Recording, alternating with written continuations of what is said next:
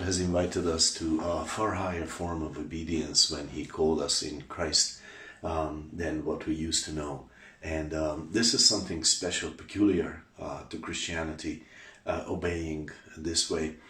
We sometimes use, the Bible sometimes uses the word, the expression fear, sometimes uses the expression love. It's very obvious that the description of the motivations for this obedience it eludes us as human beings, because it is so different from what we know as obedience. So it's a very different kind of obedience, we should say. It's a higher kind of obedience. Well, one good illustration of this is found in the book of Galatians, and good morning and welcome to this spiritual jolt this morning. In Galatians we see Paul talking to a church which had believers who had a very, very high form of obedience to the truth, to grace, to God's love, to following His will. And now that has changed, because they got some false teachers who taught them differently, and who taught them that their obedience had to be in keeping the law rather than in a relationship with Christ. Yeah, that's maybe the best way of saying it. So their obedience used to be the highest kind, one coming from a relationship with Christ. But now their obedience became a far lower kind of obedience, an obedience where they were just obeying the law. And we read this in Galatians 3:1. Paul is very frustrated with this. O foolish Galatians, who has bewitched you that you should not obey the truth, before whose eyes Jesus Christ hath been evidently set forth, crucified among you? So Paul is saying, look, you used to see Christ so clearly, and because you knew Him, you obeyed Him, and you followed Him, and you walked with Him. But this was so clear to you.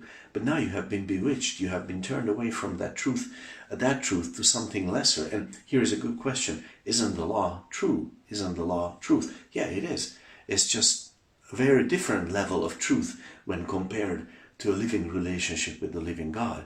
And the Galatians used to have that level of obedience, but now they had this level of obedience. And Paul is saying to them, what are you doing? And they were an active church, as we know. But in Galatians 5:7, he says, you did run well. Who did hinder you that you should not obey the truth? Paul is saying to them, this running that you're doing now, because they were still obeying, by the way. They were still obeying, but now they were obeying the law. And Paul is saying, you've stopped running. You've stopped doing it. And they could say, no, we're doing so much. And Paul would say, no, because you're doing it on this level. So you're doing nothing on this level. You're doing nothing out of your relationship with Christ. You're doing everything because you're obeying in, fear. You're obeying some expectation. You're not obeying because you love the truth. 2 Timothy 2:10, that expression is there. You have refused loving the truth any longer. And because that relationship is not empowering you, therefore this is actually, you have come to a halt in your running with Christ. And that's a terrible, terrible thought, actually, that they would be so active, but they would be doing actually nothing in the will of God, even though they could say, oh, I'm obeying the letter of the law. And Paul is saying to them, no, you have stopped running, guys. Girls, this is something that needs to end. You need to return to this level, your relationship with Christ. And that's what Galatians speaks about. And in our lives, I believe it's so key that when we detect this in our lives, that we're just obeying some sort of law, expectation, fear, something of the sort, then we say, oh, wait, I have been called to something greater than this. I have been called to a living relationship with my Christ, and in Him, out of that relationship, to walk with Him. And that's how it works for me. That's what my obedience is about. God bless you with that thought for today and for the rest of your life.